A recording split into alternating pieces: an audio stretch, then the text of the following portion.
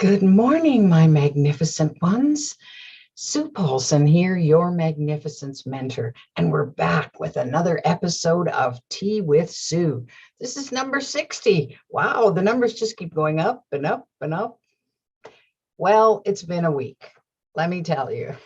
So I titled this particular episode, First the Test, Then the Lesson. Because I got a little test earlier in the week. I was merrily driving my way home after a great visit with a friend and buying a new office chair. You can see the back of it right here. It comes up way higher than my last one, so I'm all snuggled into my new chair. Well, on my way home, a warning light comes on in my car. Not just a warning light, but first there was a little ding, and then this red light comes on and it's flashing. And we're wired as human beings to pay attention to warnings, to danger signs, right? So, but it's just a little tiny light on the dashboard of my car. I didn't know which light it was. I looked at the symbol and it had this circle and it had a little kind of ellipses around it. And there was an exclamation mark in the middle and it's flashing. Well, immediately, unconsciously, I let my ego take over. Well, it had a field day. It spiked my blood pressure and it's doing its happy dance of danger, danger, danger. Oh no, what could this be? And all these thoughts are flooding my mind about, oh no, is it something serious? Should I pull over? Is the car going to explode? Is it going to leave me stranded? Oh no, what could this possibly cost? Oh, not another thing wrong with my car. So my car's older. And bless it, I have a little Volkswagen Jetta, and it's just been such a delight in my life for many years now. But things are starting to wear out. Parts are not functioning the way they used to. So I've been to the mechanic twice already to the tune a total of about $1,100, and I'm going, oh, no. So this set me off, right? I'm panicking internally. I'm still driving. Talk about distracted driving. I'm kind of vibrating with this. And finally, I positioned my hand on the steering wheel so that I couldn't see the flashing light, because every time I saw the flashing light, I got more and more anxious. And I'm going, there's a part of me going, Sue, what's going on? This isn't you. Well, of course it's me, because it's happening to me and I let it happen to me. So anyway, long story short, I park my car. It's really cold. And I'm thinking, I'm not dealing with this right now. I don't have to go anywhere for a few days. I'm just going to park it in my space and leave it. And just fine. If you want to be that way, I'm just leaving you here. And so I left it for a few days. And then I have these earth angels that come into my life when I need them, and one of them brought a gizmo that does a diagnostic on your car to see what it is, and it confirmed that it was the braking system. There was something faulty in the braking system, but of course we didn't know what that was. So okay, time to get to the mechanic. So I phone the mechanic, and he can hear the frustration in my voice as I'm talking to him about this. I take it in and leave it with them. Another earth angel gives me a lift home so that I'm not inconvenienced and it's not a big deal. And then at Friday morning, I get a phone call from the mechanic. And he says, well, in the brake line, there was a little, what do they call it? Like a washer. This was the problem. this little tiny washer, which is made of aluminum, and it was bigger originally. The proper size, I guess, is about like this, but these were corroding. And so as this one particularly corroded to this size, very thin, then it caused a leak in the brake line. And that was the problem. And I'm going, wow, such a little thing. And then I got the news of, so I'm asking, okay, how much did this cost me now? And this dear man says to me, well, the boss decided that this one is on us, no charge. I'm just, what? Are you kidding me? I'm so excited. I just like, this was a gift, such a big gift. And I said, oh, thank you so much. I said, you guys are my heroes. Well, he said, we thought that probably you were the kind of person that would really appreciate that. And I said, believe me, I do.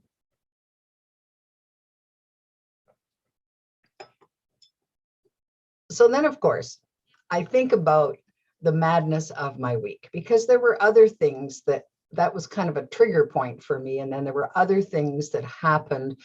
I was working on a project that I discovered is going to take longer to bring into fruition than what I had thought. And of course, it was going to take more work, and I started to feel overwhelmed. So it was that one of those weeks that was kind of a sweet sour. There were some sour things that happened, but then some very sweet things towards the end of the week that happened. So of course, I'm mulling this over because I have a very well-developed neutral observer that's part of me, that kind of sits a little ways distance from me and observes what's going on inside me and around me and so on, and watches how I'm dealing with things, because I want to know. So of course, one of the questions that this neutral observer says to me, wow, Sue, you first an observation, wow, you really overreacted to that incident with your car. Oh, what's going on? That warning light really set you off. What's happening here?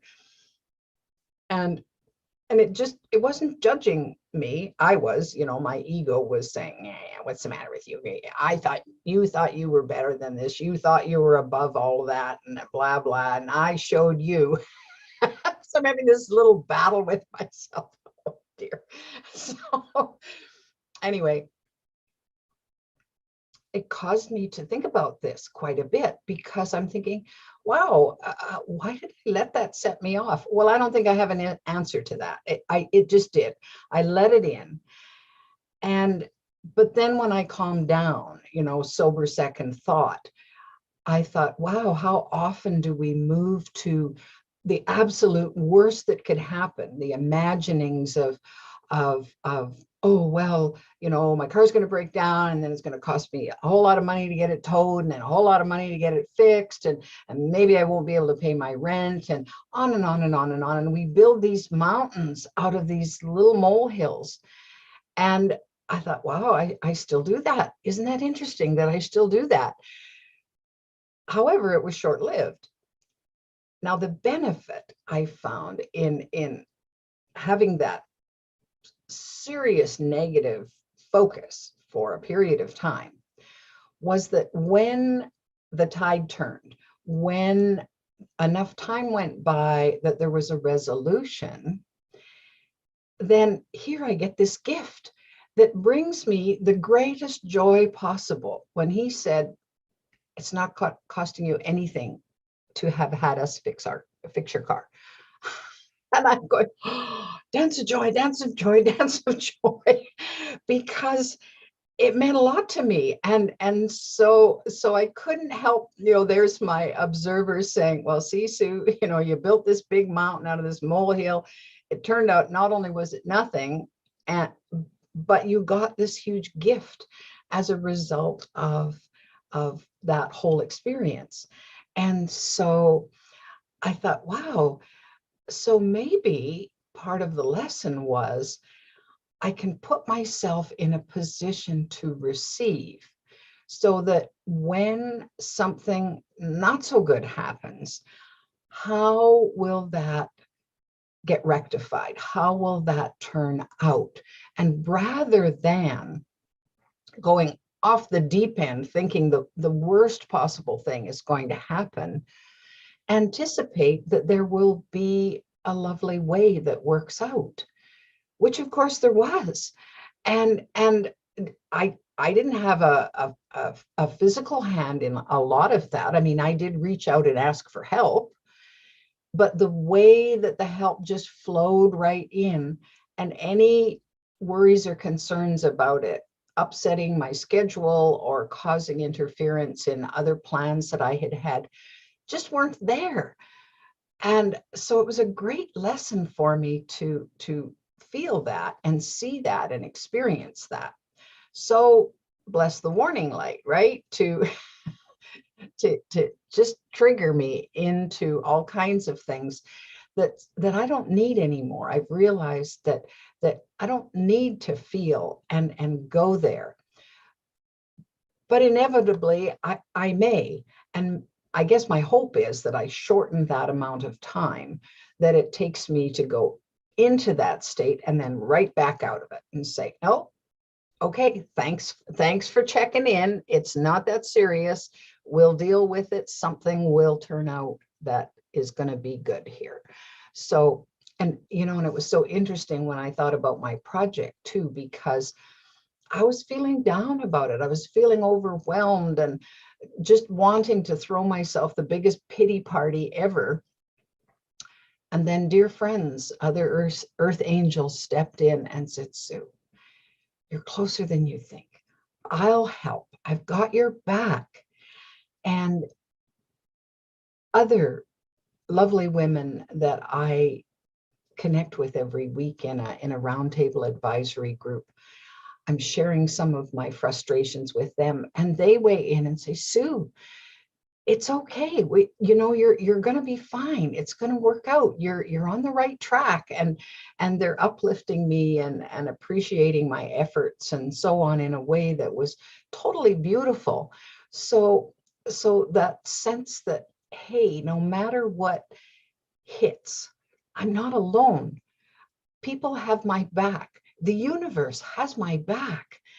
That's very comforting, because I went lots of years being so fiercely independent. I thought that was how I had to be.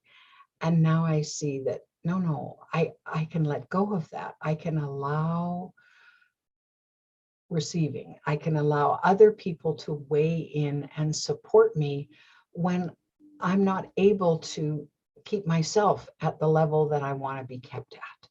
So, wow. Lots of lessons that life threw my way. First the test, and then the lesson. So this week, I want you to think about, how does that manifest in your life? That maybe you don't go through some of what I go through. Maybe it's peachy keen for you, but if it isn't, what's that little observer saying? Can you suspend the judgment of what you're going through?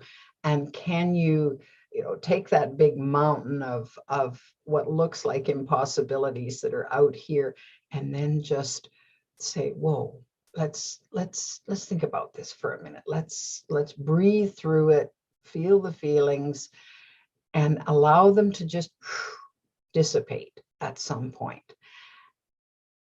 And then when you have your equilibrium back, well, what am I learning about this? How does that impact me? And is there someone else who could support me through this so that I don't have to feel alone in this journey? You can do this. I did it. You can do it. We are that magnificent. You are that magnificent. Well, I wish you many blessings over this weekend. We're getting closer to spring, so I'm excited about that idea. And we'll be back next week with Tea with Sue. If you're enjoying Tea with Sue, please subscribe to my channel.